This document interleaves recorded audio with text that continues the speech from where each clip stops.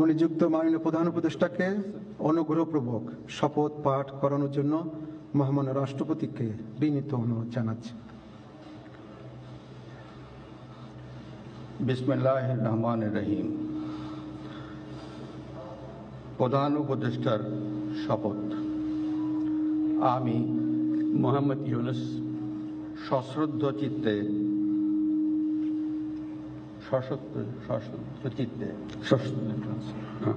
সশ্রদ্ধ চিত্তে শপথ গ্রহণ করিতেছি যে আমি আইন অনুযায়ী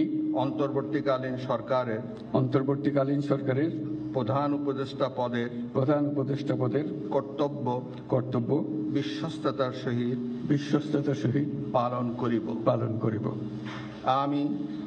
আমি বাংলাদেশের প্রতি অকৃত্রিম বিশ্বাস ও আনুগত্য